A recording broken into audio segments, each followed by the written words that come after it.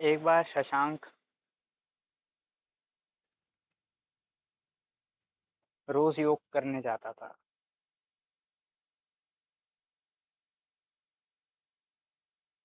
तो एक बार उसके साथ बड़ी अद्भुत घटना घटी। अप्रैल का महीना था और अप्रैल के महीने में दिल्ली में बहुत कड़ाके की गर्मी पड़ती है। सुबह सुबह जाता था योग करने।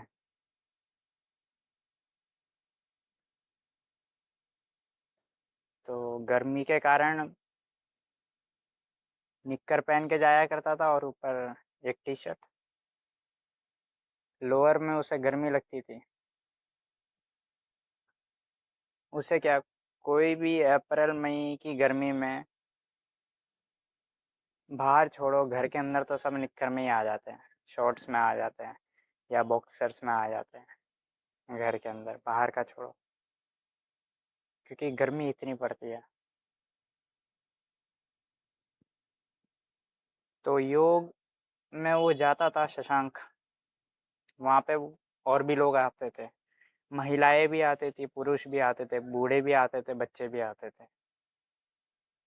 सब अपना लाइन से आसन बिछाकर अपना योग किया करते थे। कोई एक योग करवाता था और बाकी सब आसन करते थे। तो एक बार एक नए सदस्य जुड़े उस योग समूह से। एक बहुत ही बूढ़े आदमी थे, तो वो जुड़े। 1 महीना हो गया था उन्हें योग करते करते। तो एक दिन अचानक शशांक के पास आए और धीमी आवाज में एकदम उसके पास जाकर बोले, बेटा, महिलाएं भी आती है, निक्कर पहन के मत आया कर, बात को समझ थोड़ा। कल से कोई नहीं, पजामा पहन के आ जाया कर, वो भी एकदम पतला ही होता है पजामा भी। तो शशांक बोला कि वो तो बात ठीक है कि महिलाएं भी आती है, लेकिन मेरा कारण महिलाओं को रिझाना नहीं है मेरे कपड़ों द्वारा।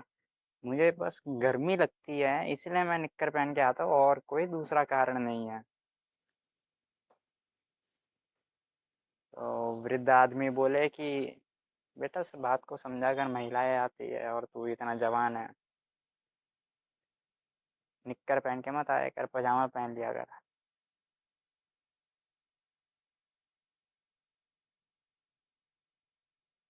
ऐसे ही तुम अपने जीवन में जो कृत्य करते हो, उसके पीछे तुम्हारा जो कारण होता है, जरूरी नहीं है जो तुम्हारे कृत्य को देखने वाला है वो भी उस कृत्य के पीछे वही कारण समझे।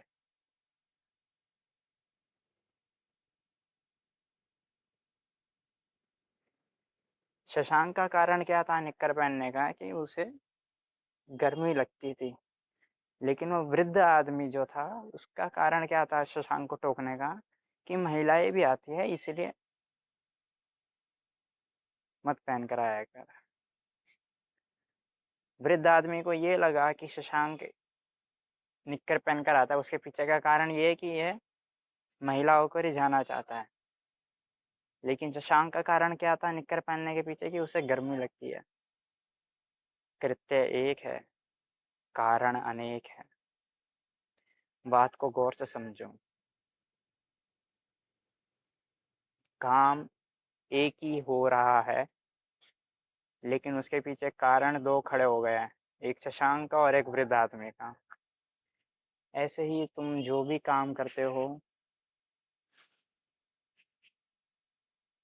उसके पीछे कारण तुम्हारा अलग होता है और सामने वाले व्यक्ति का कारण अलग होता है। उस काम को देखने का, उस काम के पीछे कारण समझने का, वो व्यक्ति अलग कारण समझता है।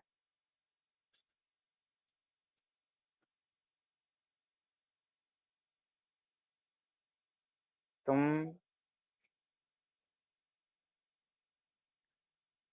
अगर पूरी कक्षा के सामने 4 पंक्तियाँ पढ़ रहे हो, तुम्हारे अध्यापक ने तुम्हें पढ़ने बोला है, लेकिन तुम्हारी पढ़ने की जो रफ्तार है अक्षर, वो एकदम धीमी है, एक औसत विद्यार्थी से भी धीमी है तुम्हारी रफ्तार पढ़ने की। तुम कुछ कर नहीं सकते, तुम्हारी रफ्तार धीमी है तो धीमी है, लेकिन जब तुम वो 4 पंक्तियाँ पढ़ लेते हो तब अध्यापक टोकता है, बेटा नहीं पढ़ना था तो बोल देते, इतनी धीमी रफ्तार से पढ़ के समय क्यों बर्बाद करा कक्षा का।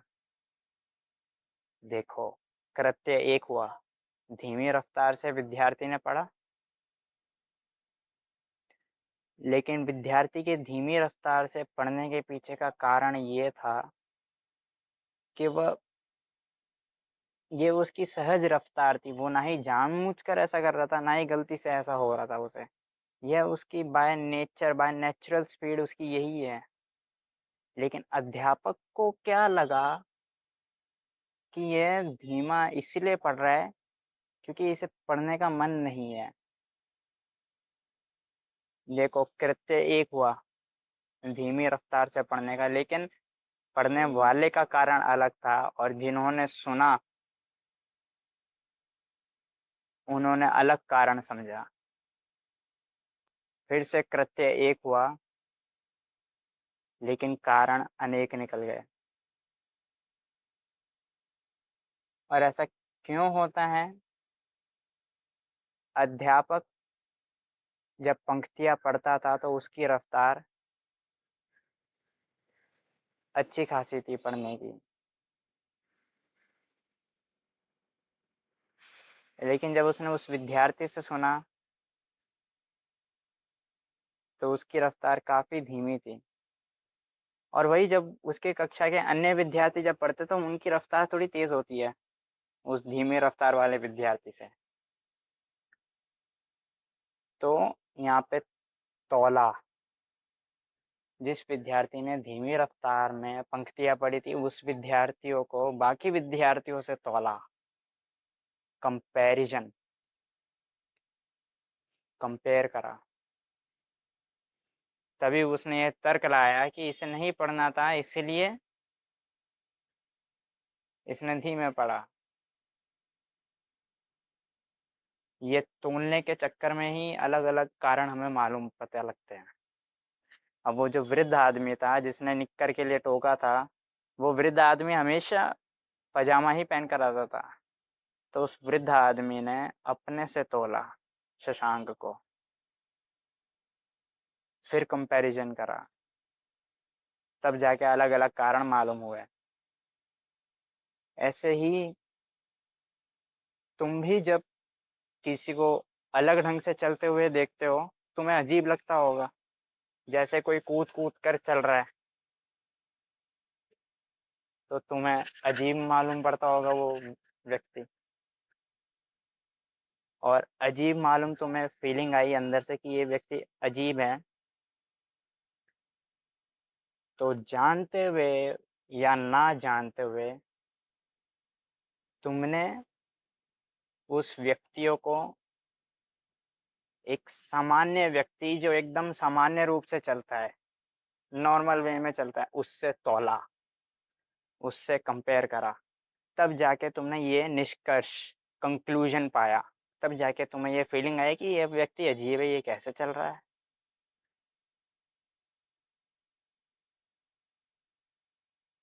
और हजारों कंपैरिजन तुम करते हो अपने जीवन में।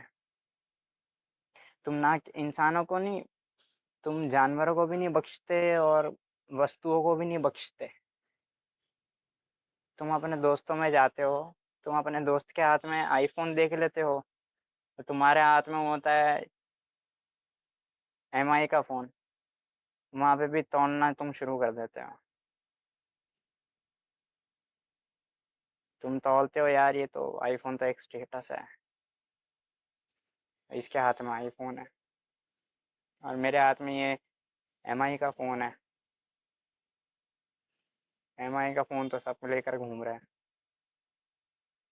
ये तो यूनिक हो गया इसके हाथ में जो आईफ़ोन का है, ये तो स्टेटस हो गया। फिर तुम्हारे मन में भी फिर उसी हिसाब से भाव उत्पन्न होता है, फीलिंग उत्पन्न होती है। क्यों? यहाँ पे भी तुमने तौला, कंपेयर करा, अपने दोस्त के आईफ़ोन से अपने फ़ोन को कंपेयर करा।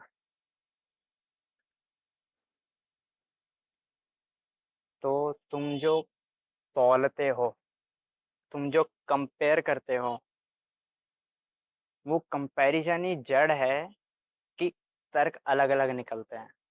जो व्यक्ति को तुम तौल रहे हो उसका तर्क अलग होगा, उसका कारण वो अलग होगा।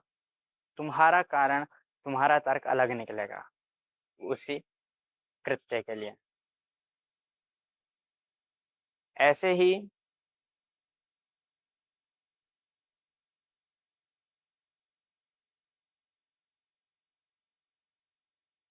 जब तुम न्यू ईयर पार्टी के लिए अपने छत पे लाउड स्पीकर लगा देते हो और नाचते हो,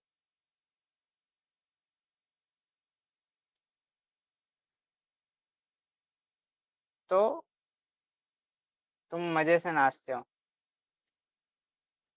तुम वो बिल्कुल भूल जाते हो कि अगले दिन या 2 दिन बाद बाजू वाले घर में एक विद्यार्थी पढ़ रहा है, उसकी परीक्षा है, वो कैसे पढ़ेगा, वो भूल जाते हो।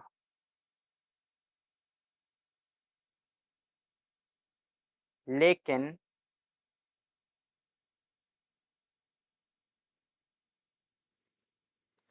जब तुम किसी और के घर पे लाउड स्पीकर बजता देखते हो और तुम्हारे घर में एक विद्यार्थी है, उसकी परीक्षा है 2 दिन बाद और वो भी पढ़ रहा है लेकिन पढ़ नहीं पा रहा क्योंकि लाउड स्पीकर बाजू वाले घर में बज रहा है,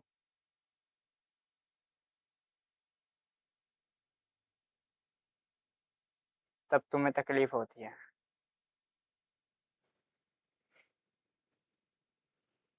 कृत्य तो एक ही है, लाउड स्पीकर तुमने भी बजाया था, लाउड स्पीकर तुम्हारे सामने वाला भी बजा रहा है, लेकिन कारण अलग अलग हो गए ना। जब तुमने लाउड स्पीकर बजाया था तब तुम्हारे घर के विद्यार्थी की परीक्षा नहीं थी, इसलिए तुमने लाउड स्पीकर बजाया था। और जब सामने वाला लाउड स्पीकर बजा रहा है तो जाहिर सी बात है उसके घर में किसी विद्यार्थी की परीक्षा नहीं है, इसलिए वो बजा रहे हैं। यहाँ पे भी कारण अलग अलग हुआ है लेकिन कृत्य एक ही है।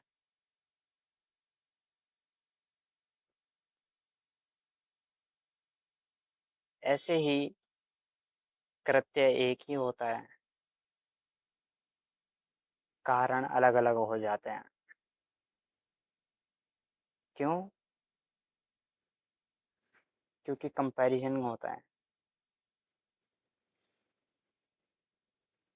अब यहाँ पे जब तुमने लाउड स्पीकर बजाया था तो तुम्हारे घर के विद्यार्थी से तुमने अपने बाजू वाले घर के विद्यार्थी को तौला होगा।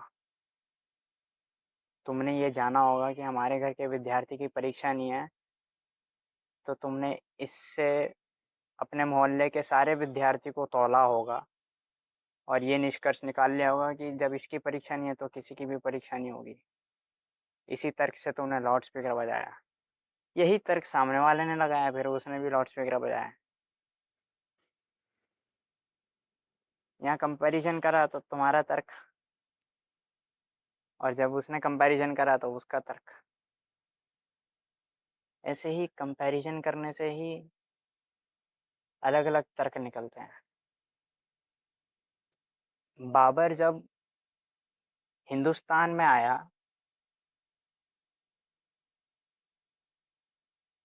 1526 में, जब उसने युद्ध जीता, उसके बाद जब शासन जमाया धीरे धीरे, तो उसने तीर्थंकर महावीर की जो नग्न मूर्ति आती वो बहुत जगह उसने तोड़ी। कारण उसने ये बताया है कि इस्लाम में मर्दों को नग्न होने की इजाज़त नहीं है। कम से कम घुटने से लेके नाभि तक का हिस्सा कम से कम ढका होना चाहिए इस्लाम के अंदर।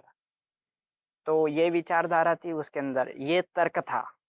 महावीर की मूर्तियां तोड़ने के पीछे। लेकिन ये तो बाबर ने अपना धार्मिक तर्क बताया, लेकिन जैन धार्मिक तर्क जो महावीर नग्न हुए थे, वो तर्क बिल्कुल भिन्न है। वो तर्क ये है कि महावीर जो नग्न हुए थे, वो उसके पीछे नग्न होने का कारण बिल्कुल अलग है।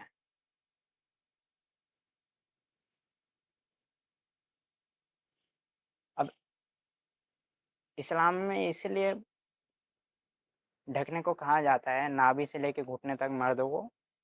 अगर नहीं ढकेंगे तो महिलाओं में काम वासना जगेगी, अगर वो किसी नग्न पुरुष को देखेंगे। लेकिन महावीर का तर्क ये था कि मुझे दूसरे से लेना देना ही नहीं है, कोई मुझे देखकर काम वासना जगाए या ना जगाए, मुझे अपनी आत्मा को जानना है, अपने अंदर जो कैवल्य विराजमान है, मुझे उसे जानना है। तो चाहे दूसरा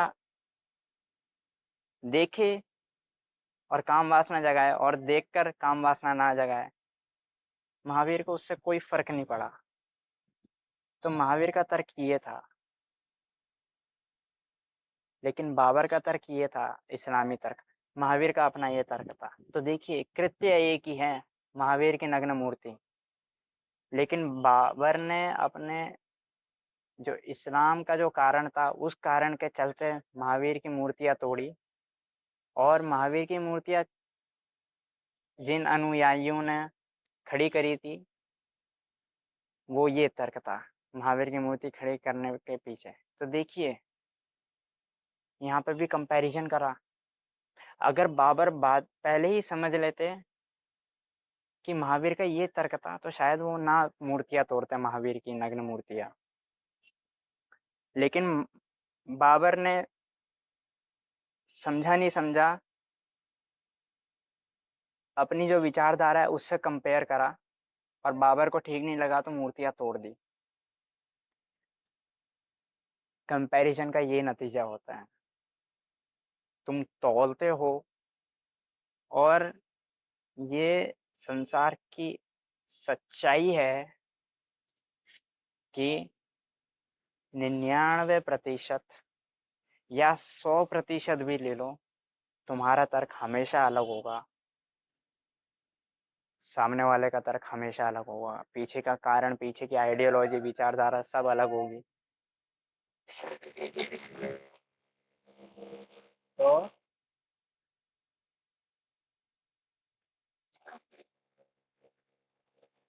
इस बात को हमेशा ध्यान रखना कि तुम कंपेयर करोगे तो तुम अलग ही पाओगे, और अलग पाने के बाद तुम जो एक्शन लोगे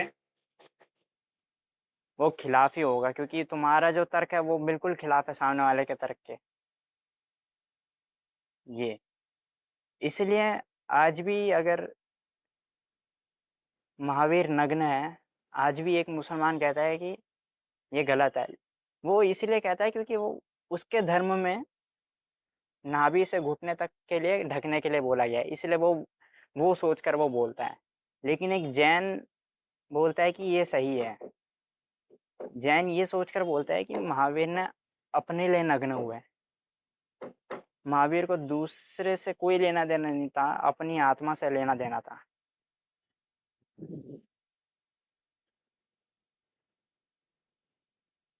है एक ही महावीर, लेकिन दो अलग अलग विचार है, दो अलग अलग कारण है, दो अलग अलग तर्क है। ये होता है, अगर तौलते हैं, कंपैरिजन करते हैं, तो ये होता है। और तुम जब भी तौलोगे हमेशा अलग अलग ही मालूम पड़ेगा कारण।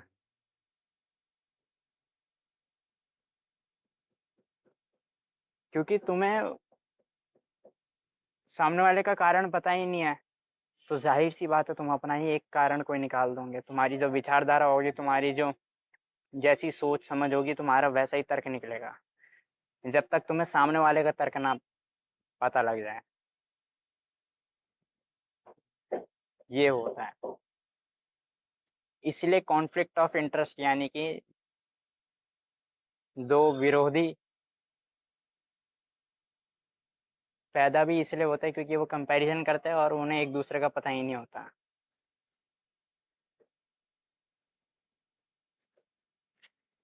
इसलिए तुम अगर तौलना भी छोड़ दो तो कभी विरोध उत्पन्न नहीं होगा। और जिस दिन तुम तौलना छोड़ दोगे, हकीकत में तौलना छोड़ दोगे और जजमेंट करना छोड़ दोगे, उस दिन तुम एक अलग ही शांति पाओगे अपने अंदर। उस दिन तुम परमात्मा हो जाओगे, क्योंकि परमात्मा किसी के बीच में कंपैरिजन नहीं करता, क्योंकि उसे पता है कि उसने जिसे बनाया है वो सब भिन्न है, डिफरेंट है एक दूसरे से। तो तौलने की ज़रूरत ही नहीं है जब पता है फैक्ट। फैक्ट जो है वो है। और तुम तौलोगे तो तुम अपना ही नुकसान करोगे। जैसे वृद्ध व्यक्ति ने शशांक को डांटा, टोका कि तू निक्कर पहन के आया कर, निक्कर पहन के ना आया कर। तो वृद्ध व्यक्ति ने वो शशांक के निक्कर पहनने को तौला अपने कारण से।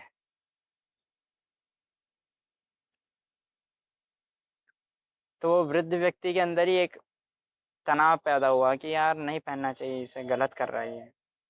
अब वो गलत कर रहा है, वो सामने वाला गलत कर रहा है, लेकिन तनाव तो स्वयं के मन में पैदा हो गया ना एक बार को, टेंशन। और उसी तनाव के चलते वो उस वृद्ध व्यक्ति को टोकना पड़ा शाम को। ऐसे ही तुम जितना कंपैरिजन करोगे वो उतना तुम तनाव में जाओगे, उतना तुम्हें जो दूसरों का दुख है, जो दूसरों के पास रहना चाहिए, तुम वो दुख भी अपने अंदर ले लोगे। और दुख किसी को भी पसंद नहीं है।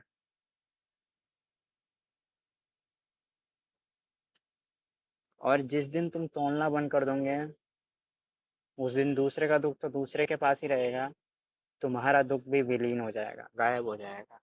तब तुम एक शांति महसूस करोगे। अंग्रेजी में बोलते हैं ब्लिसफुलनेस। जो जैसा है वो वैसा ही है। इसलिए तो गीता के अध्याय 6 श्लोक 8 में लिखा है, एक योगी वो ही है जो कंकड़ और हीरे में भी फर्क नहीं समझता, कंकड़ और हीरे को भी नहीं तौलता, उसके लिए सब एक समान है। वही एक योगी है।